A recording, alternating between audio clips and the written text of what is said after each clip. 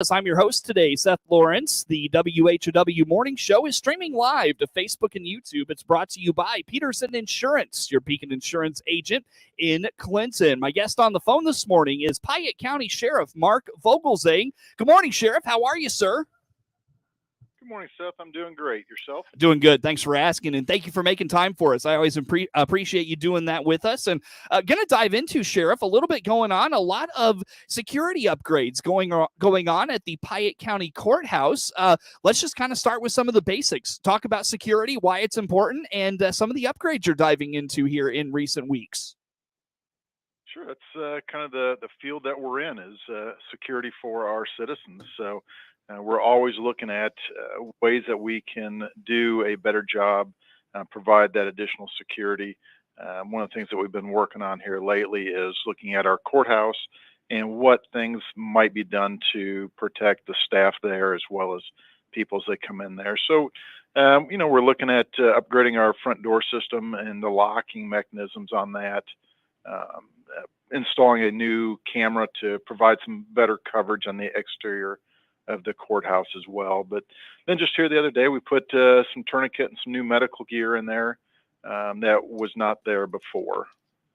Now, when it comes to those types of things, Sheriff, just talk a little bit about the necessity of that. What's that all about? Why do you need those things?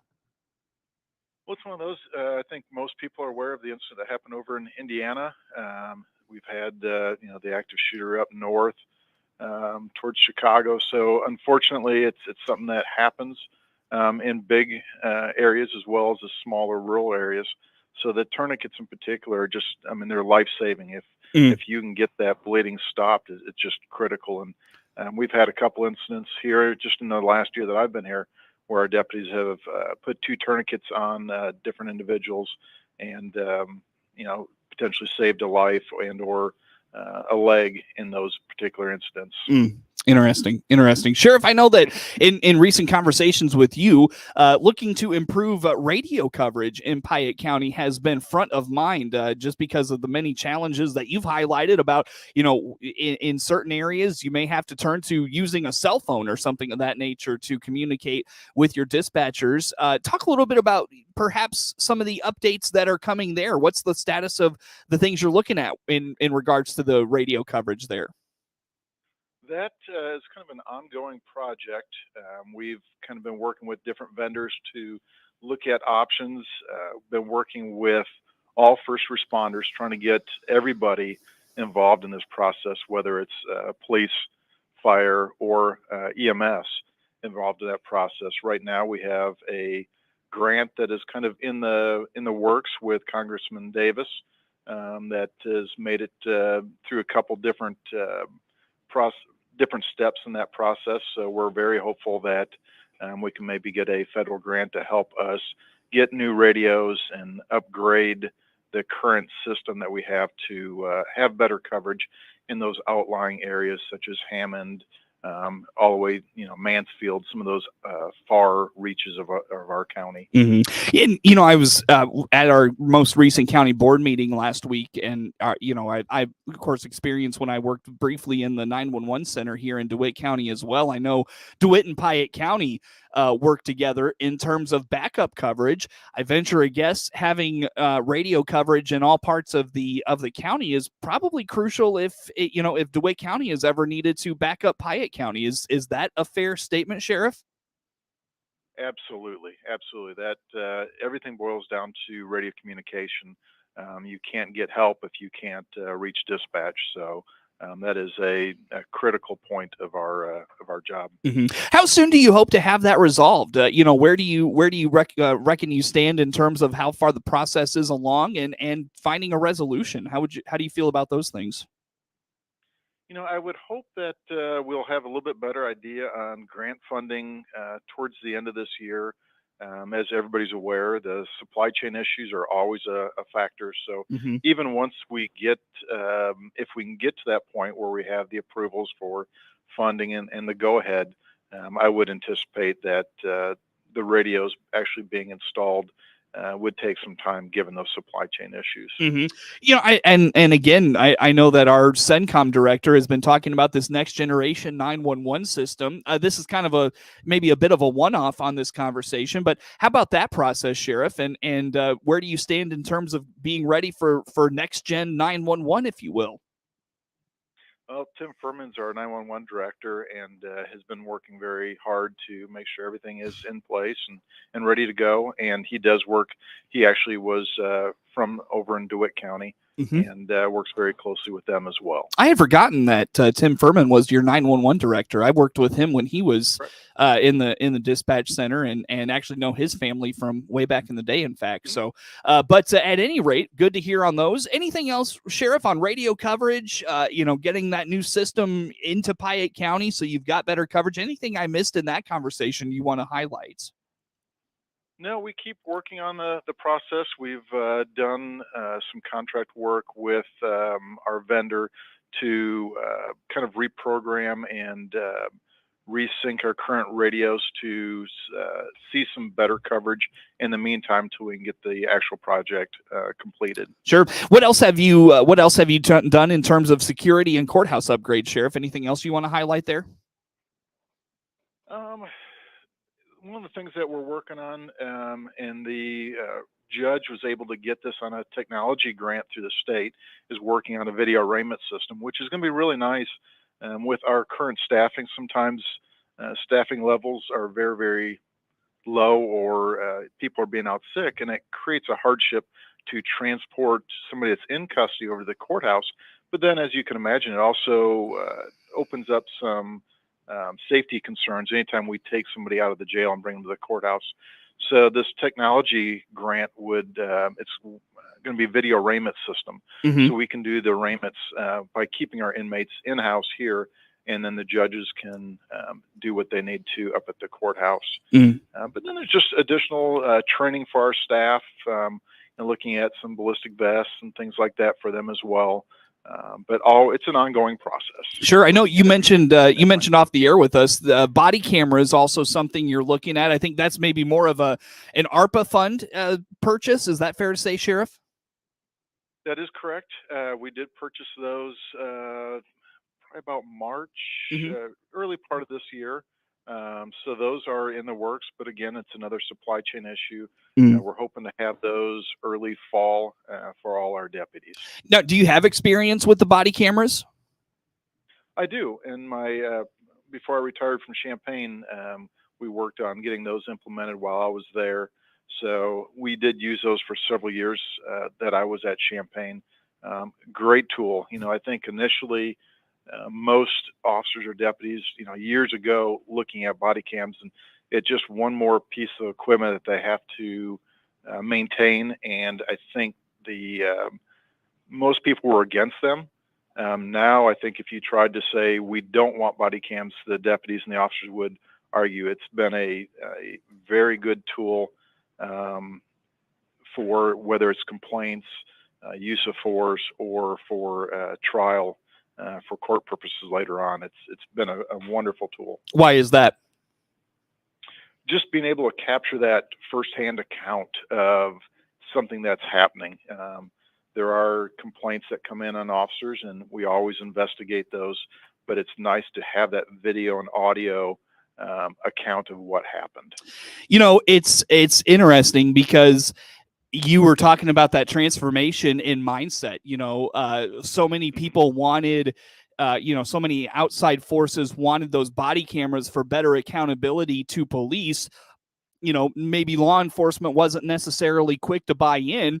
It's kind of interesting how things have kind of flipped. I wouldn't say outside forces are against body cams, but I think when, I've thought this for a long time, never really verbalized it. But I think, Sheriff, when you have that body camera, a lot of people, I don't want to say a lot of people, there's a pocket of society that thinks, law enforcement is always up to no good. They're always looking to instigate trouble. I think, if anything, body cameras have shown us what good work police officers do, and have shown that a lot of actions that most officers, and we say most, it's not all, but most officers take, a lot of it is justified when you add that component of the body camera and the windshield monitors and those sorts of things. How about that thought there, Sheriff? Oh, I would strongly agree with you. There's a lot of times a complaint comes in, and it might be a point where we really don't know truly what happened without that body camera. But in my experience investigating a lot of complaints or use of force incidents, it really does show a lot of restraint by officers, or will, I guess, show a different perspective of what happened. And a lot of times it will clear an officer, where without that body camera, it would be hard to determine. Yeah, that's from your peers. What I've heard a lot of is, a victim or not a victim, but a I don't want to say criminal. Someone complains about an interaction with law enforcement, and perhaps they want to take it to court, or they want to take a trial. They want a trial, for their offense or whatever, and the body cam coverage or the body cam images will basically say, well, we don't need that because this is the evidence, and the evidence, oftentimes is contradictory to what the criminal, I guess, is claiming. So it saves the taxpayer dollars at some level as well. Yep, and I think juries and the public now expects, I think, especially with the crime shows that are on TV, they expect to have video footage of different incidents as well. And I've seen also where people realize that the officer is wearing a body cam, and it changes their demeanor as well. A lot of times it may calm them down or change the way that they're interacting with law enforcement. Yeah. Excuse me, Sheriff. Sorry about that. And in today's world, not necessarily Central Illinois, although I'm sure there's occurrences where this happens, but it feels like law enforcement, anytime they show up to the scene, there's going to be several people with a phone out videoing whatever the officer does, and while that video that person takes, maybe 30 to 60 seconds of it goes viral, you've got that whole picture with your body cam. And, that's oftentimes, while the narrative becomes what that, person on the street shot, that body cam through the legal system is very helpful, I'm sure. Absolutely. You've seen incidents across the country like that where, you might just have that cell phone footage where it's just the 5 or 10 seconds, but those 5 minutes leading up to that particular incident where law enforcement's taking every possible step to de-escalate a situation, that's not necessarily shown in that 5 or 10 second clip. Mm-hmm. So that complete story is so critical. Yep, absolutely. And that's one thing I know law enforcement talks a lot about is, you've got 5 to 30 seconds of a video you see on social media and in the news, but there's a 5-minute interaction that came with that, that brief snap in the circumstance that you're looking at there. Sheriff, great conversation, my friend. Let's take a time out here and dive into some more when we come back. That is Piatt County Sheriff Mark Vogelzang on the phone with us. More to come with him on the morning show, streaming to Facebook and YouTube, brought to you by Peterson Insurance, your Pekin Insurance agent in Clinton. More to come on the morning show. WHOW. You connected. Let's check the markets now on the RFD Radio Network. I'm Jim Taylor. Corn, beans, and wheat all trading higher. September corn 5.72 3/4, up 8.5. December new crop up 10 3/4, 5.75. March corn 5.81 1/2, up 10 1/2. August beans 14.51 3/4, up 17 1/4. September beans up 15, 13.42 1/2. November new crop 13.31 1/2, up 15 3/4. September wheat 7.77, up 18. December wheat up 17 1/2, 7.95. August bean meal 4.39.30, up 7.80. August bean oil down 20 cents, 60.12. In the livestock market, August live cattle 137.47, up a dime. August feeders down 85 cents, 180.70. August lean hogs down 205, 116.65 in the energy market. September Brent crude oil up 72 cents, 103.92. Jim Taylor, RFD Radio. Having a hard time finding the correct new car, truck, SUV, or crossover to fit your needs? This is Scott Baum from Bob Chevrolet Buick here in Clinton. Some lots look low on inventory, so go to our website, look at our pre-order and reserve tab. You'll see inventory in transit, which are built and on their way to Clinton, and in production, new Chevys and Buicks, which are being built and will arrive soon. Or you can always call our sales team. They can help you find the correct one just for you. BombChevyBuick.com, right from the start. There's a reason WHOW is the Big 1520 across central Illinois. That's because anytime the sun is up, you can hear WHOW's big signal from Jacksonville to Peoria, from Pontiac to the Indiana state line, and to Charleston and Effingham. Anywhere you travel in central Illinois, take WHOW, the Big 1520, with you in your car, truck, or tractor. Just another reason why WHOW is Central Illinois' news, agriculture, and talk station. Your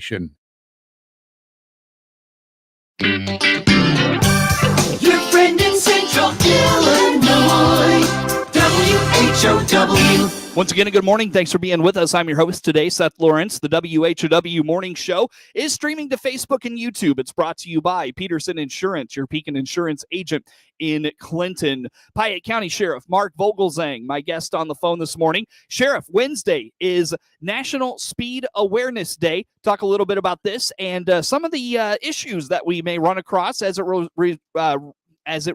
results in speeding in those things. How about that? Absolutely. So it's in kind of in conjunction with the National Highway Traffic Safety Administration. There's actually 6 states in this region that are going to participate: Illinois, Indiana, Michigan, Minnesota, Ohio, and Wisconsin. So different law enforcement agencies can participate. What it means is an increase in traffic enforcement with the goal of the campaign to raise awareness and ultimately save lives. Mm-hmm. Speeding is involved in approximately a third of all of our motor vehicle fatalities, and over the last couple months, I think we've seen some pretty severe traffic crashes in this area. Yeah, for sure. When it comes to some of the data around traffic fatalities and just traffic incidents because of speeding, what are you finding there, Sheriff? What does the data tell us? Well, they did a statistical projection for 21, and it showed that the deaths grew by 10.5%. And I think my thought would be we've seen a decrease in traffic enforcement over the last couple of years because of COVID. So with those numbers being down, I think we're ultimately seeing more and more people speeding. We're seeing more distracted driving, which obviously results in some increase in traffic crashes. Mm-hmm. So our goal is to hopefully do a little extra enforcement on that particular day and reduce fatalities while bringing awareness to it. Mm-hmm. When it comes to, speeding, Sheriff, I mean, I remember as a young person, I got several speeding tickets. I'm, ashamed to say, but I'll admit freely that was certainly something I faced a lot as a young person. And, in that time I've, kind of come to realize that, while you are in a hurry and those sorts of things, going 60 and a 55 is much safer than trying to go 70, 77, especially in a rural area like we live in, where, we've got implements and, tall crops that block roadways and those sorts of things. It's just a safer option to, manage that speed, I guess. Absolutely. They did a study on where they're saying at 30 miles an hour, it takes 110 feet to come to a complete stop, where Wow. if you're going double that, 60 miles an hour, it's 300 feet. So nearly the length of a football field. And you did bring up another great point, with the crops growing, this rain that we're having, the corn is getting much taller, especially out in these rural areas. There are those blind intersections. So it's so important to, even though there's maybe not a stop sign in your direction, I would strongly suggest slowing or coming to a complete stop, because I've seen it firsthand where just by chance in that rural intersection, another car is coming from the opposite direction that you don't see. Yep. And if you're driving any speed at all, it's going to be too late to stop and avoid traffic crash. Absolutely. And, when we get to the fall, I'm sure we'll talk a little bit about the crops being down and the deer active, because that's where they're going to find their food for the fall season, and they'll be active on those roadways and those sorts of things. I know our family's faced having a, deer car crash, on our own back in the day. So we'll probably hit that when the fall rolls around. But how about, I know I saw a report last week, Sheriff, out of the Illinois Department of Transportation, that they continue to see an increase in distracted driving and, fatalities and accidents as it relates to distracted driving. Do you mind hitting on that with us this morning? Oh, absolutely. We've definitely seen a lot of those as well. People just paying attention to their cell phones and not giving 100% of their focus to driving. But it might be one of those also, if your child's in the back seat, turning around to address them, you're distracted, and it happens so quickly where the car in front of you is slowing or coming to a stop, and if you're driving again any speed at all, it's very, very hard to stop without colliding with that other car. So all it takes is seconds. Yeah, no doubt. So put that phone away. And, as an individual with kids now, Sheriff, I especially if I have the kids in the car, I just put the phone out of sight. I don't need my kids seeing me texting and driving, or checking my phone and driving, thinking that that's acceptable when they get to that age. Setting a good example. That's what I try to do. So, Sheriff, I look at the clock. I've got about a minute left with you. Real quick, highlight. I know you've brought on a new sergeant in a time where finding staff is very difficult. You've got someone to highlight for us today. Tell us about Sergeant Williams. Yep, very excited. Sergeant Williams has been a great deputy for us for nearly 10 years now. Been a canine deputy, and he was one of those that just selected to fill that new role. So very excited to have him on board as one of our sergeants. Awesome. Sheriff, is your department on social media at all? Folks can follow along with you there? Absolutely. On our Facebook page, Piatt County Sheriff's Office. Sheriff Mark Vogelzang is our guest on the phone for this morning. The WHOW Morning Show streams to Facebook and YouTube. It's brought to you by Peterson Insurance, your Pekin Insurance agent in Clinton. Network News is next.